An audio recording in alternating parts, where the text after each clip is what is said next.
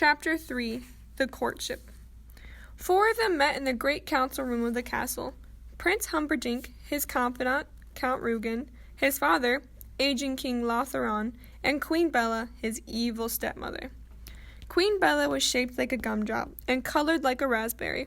She was easily the most beloved person in the kingdom and had been married to the king long before he began mumbling. Prince Humperdinck was but a child then, and since the only stepmothers he knew were the evil ones from stores, he always called Bella that, or an ES for short. "All right," the prince began when they were all assembled. "Who do I marry? Let's pick a bride and get it done."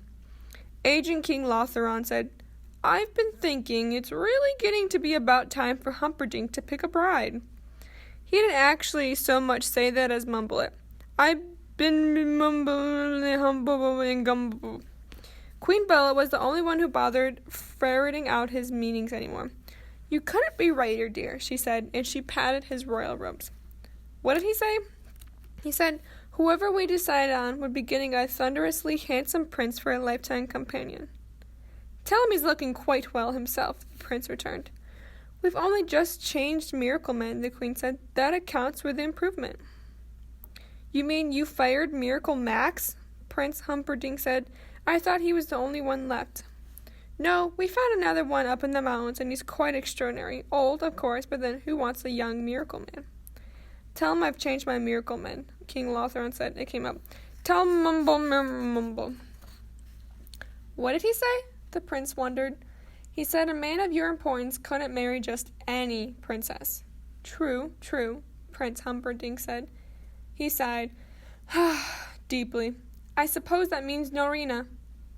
"That would certainly be a perfect match politically," Count Rugen allowed. Princess Norina was from Gilder, the country that lay just across Florin Channel. In any case, the two countries had stayed alive over the centuries mainly by warring on each other.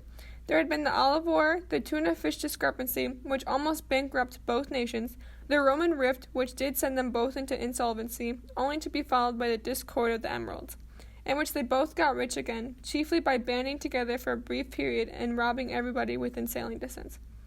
"I wonder if she hunts, though. I don't care so much about personality, just so they're good with a knife." "I saw her several years ago," Queen Bella said. "She seemed lovely, though hardly muscular. I would describe her more as a knitter than a doer, but again, lovely." "Skin?" asked the prince. "Marble-ish," answered the queen. "Lips?" "Number or color?" asked the queen. "Color, ES." "Roses. Cheeks the same. Eyes largest, one blue, one green." Said Humperdinck. "And form?" "Hourglass-ish. Always clothed, divinishly, and, of course, famous throughout Gilder for the largest hat collection in the world." "Well, let's bring her over here for some state occasions and have a look at her," said the prince. "Isn't there a princess in Gilder that would be about the right age?" said the king. It came out, "Mumpsis Gilble-lumble-mumble." "Are you never wrong?" said Queen Bella, and she smiled into the weakening eyes of her ruler. "What did he say?" wondered the prince. "That I should leave this very day with an invitation," replied the queen. So began the great visit of the Princess Norina.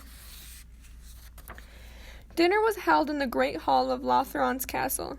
Ordinarily, they would all have supped in the dining room, but for an event of this importance, that place was simply too small. So tables were placed end to end along the center of the great hall, an enormous drafty spot that was given to being chilly even in the summertime. There were many doors and giant entranceways, and the wind gusts sometimes reached gale force. This night was more typical than less. The winds whistled constantly, and the candles constantly needed relighting, and some of the more daringly dressed ladies shivered, but Prince Humperdinck didn't seem to mind, and in Florin, if he didn't, you didn't either. At 8:23, there seemed every chance of a lasting alliance starting between Florin and Gilder. At 8:24, the two nations were very close to war. What happened was simply this. At 8:23 and 5 seconds, the main course of the evening was ready for serving. The main course was essence of brandied pig, and you need a lot of it to serve 500 people. So in order to hasten the serving, a giant double door that led from the kitchen to the great hall was open. The giant double door was on the north end of the room. The door remained open throughout what followed. The proper wine was essence of brandied pig, was in readiness behind the double door that led eventually to the wine cellar. This double door was opened at 8:23 and 10 seconds in order that the dozen wine stewards could get their kegs quickly to the eaters. This double door, it might be noted, was at the south end of the room. At this point, an unusually strong crosswind was clearly evident. Prince Humperdinck did not notice, because at that moment he was whispering with the Princess Norina of Guilder. He was cheek to cheek with her, his head under her wide-brimmed blue-green hat, which brought out the exquisite color in both of her largest eyes. At 8:23 and 20 seconds, King Lothron made his somewhat belated entrance to the dinner. He was always belated now, had been for years, and in the past people had been known to starve before he got there. But of late, meals just began without him, which was fine with him, since his new miracle man had taken him off meals anyway. The king entered through the king's door, a huge hinged thing that only he was allowed to use. It took several servants in excellent condition to work it. It should be reported that the king's door was always in the east side of any room, since the king was, of all people, closest to the sun. What happened then has been variously described as a norther or a sou'wester, depending on where you were seated in the room when it struck. But all hands agree at one thing. At 8:23 and 25 seconds, it was pretty gusty in the great hall. Most of the candles lost their flames and toppled, which was only important because a few of them fell, still burning, into the small kerosene cups that were placed here and there across the banquet table, so that the essence of brandied pig that were placed here and there across the banquet table could be served.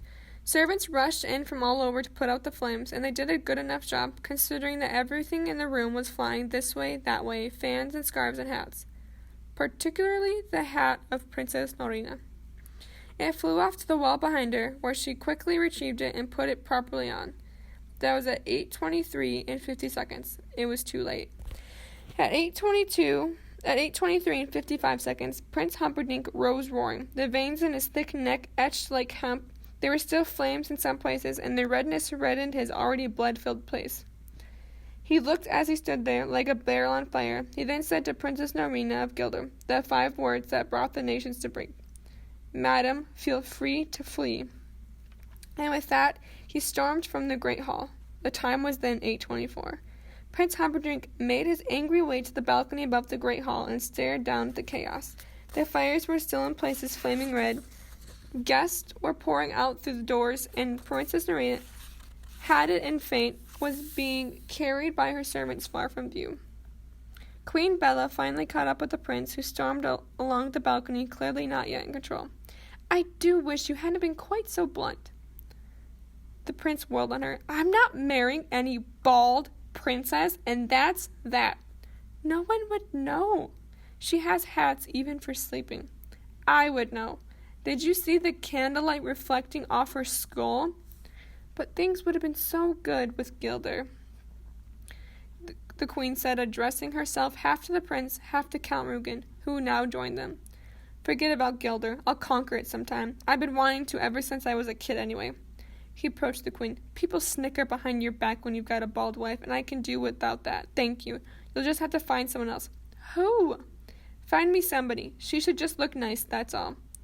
"That Norina has no hair," King Lothron said, puffing up to the others.